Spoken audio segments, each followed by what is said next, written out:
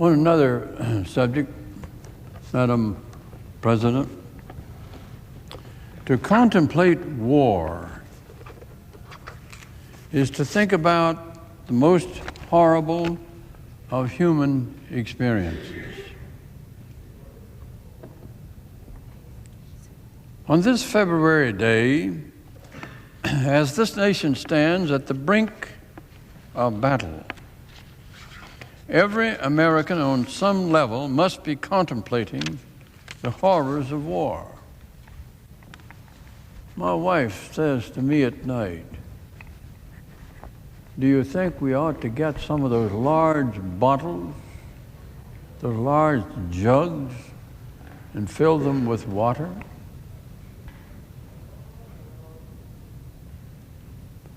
She says, "Go up to the attic and see if we don't have 2 or 3 there." I believe we have 2 or 3 there.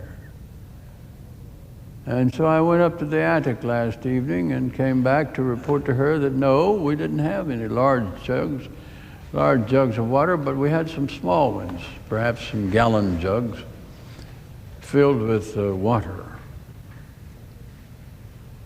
And she talked about buying up a few things, groceries, canned goods to put away. I would suspect that kind of conversation is going on in many countries across this great broad land of ours. And yet this chamber is, for the most part, ominously, dreadfully silent. Oh, you can hear a pin drop. Listen. You can hear a pin drop. There is no debate. There's no discussion.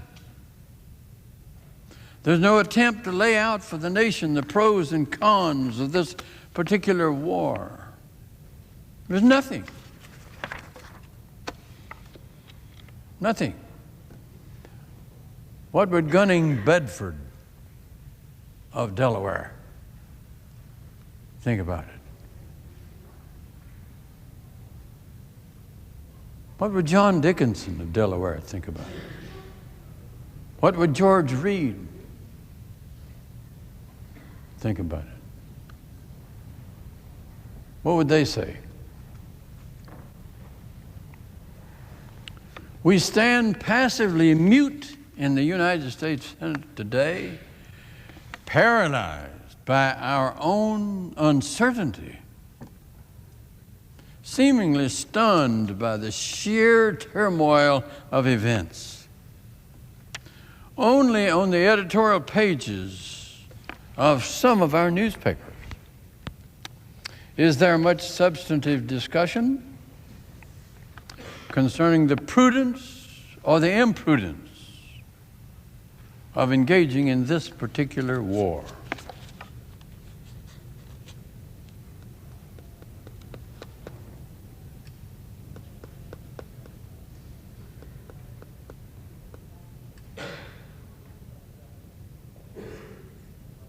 I can imagine hearing the walls of this chamber ring.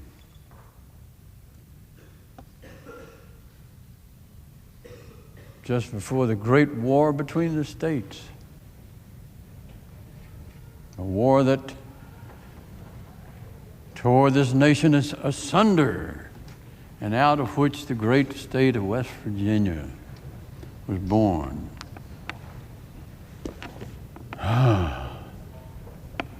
Yeah. But today we hear nothing.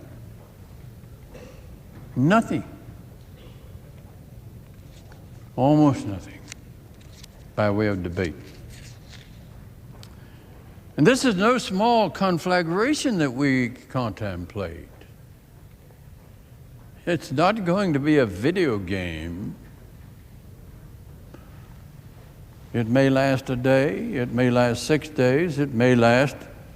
God created the earth and man and the stars and the planets and the moon in 6 days. This war may last 6 days, it may last 6 weeks, it could last longer.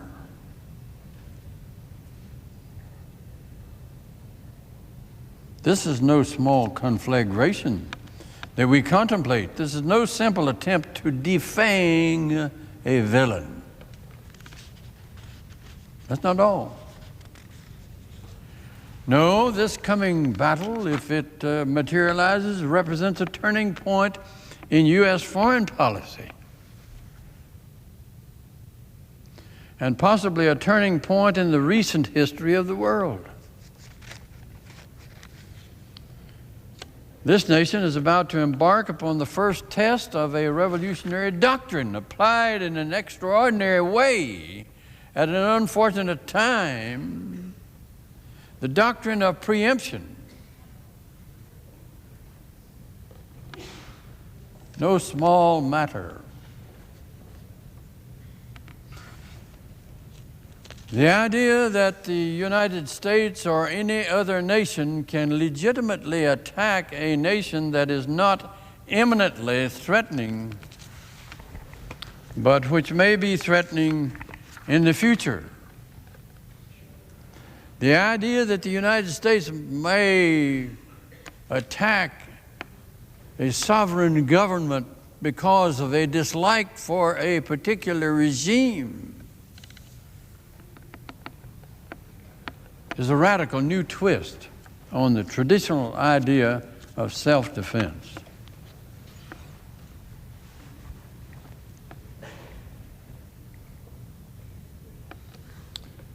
It appears to be in contravention of international law and the UN Charter.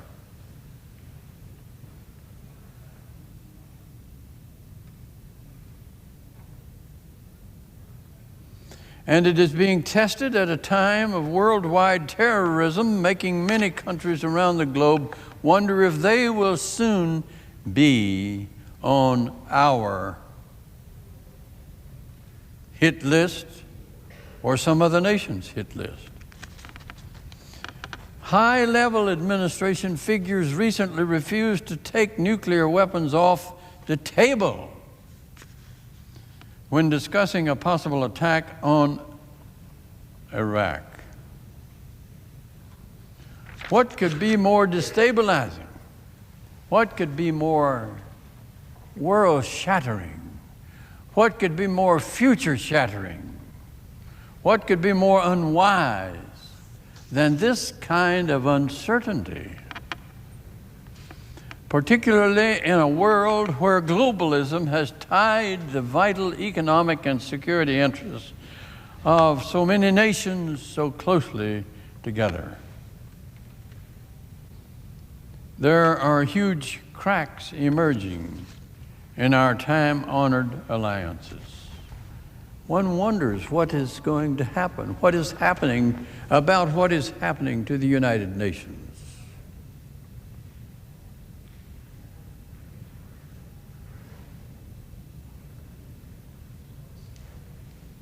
And one should pause to reflect on what's happening there. United Nations, 54 years ago, was it?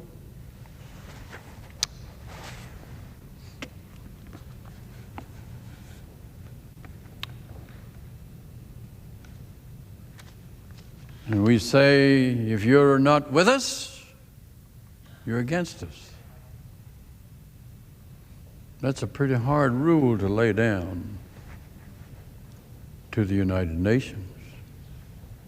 If you're not with us, you're against us. If you don't see it our way,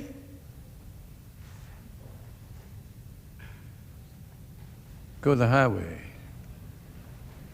Take the highway.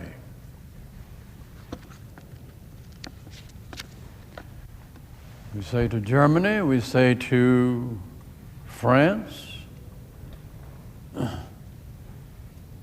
both of which nations have been around longer than ours.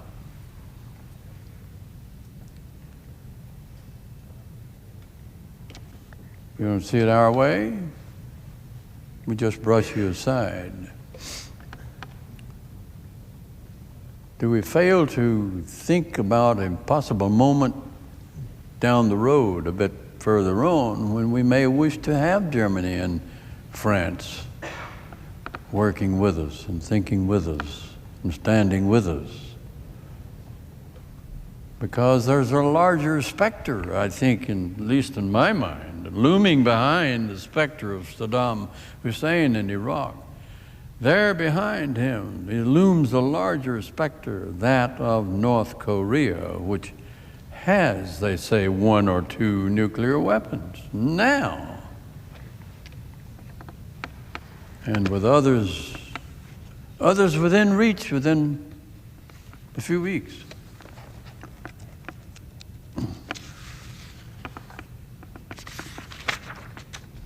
And so there are huge cracks, I say, emerging in our time-honored alliances, and U.S. intentions are suddenly subject to damaging worldwide speculation. Anti-Americanism based on mistrust, misinformation, suspicion, and alarming rhetoric from U.S. leaders is fracturing the once solid alliance against global terrorism which existed after September 11, 2001. Here at home, people are warned of imminent terrorist attacks with little guidance as to when or where such attacks might occur. Family members are being called to active duty with no idea of the duration of their stay away from their hearthside, away from their homes, away from their loved ones. No idea of the duration of their stay or what horrors they may have to face,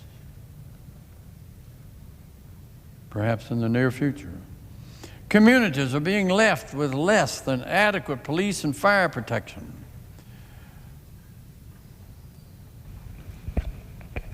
While we're being told that a terrorist attack may be imminent. What about those communities like little Sofia, West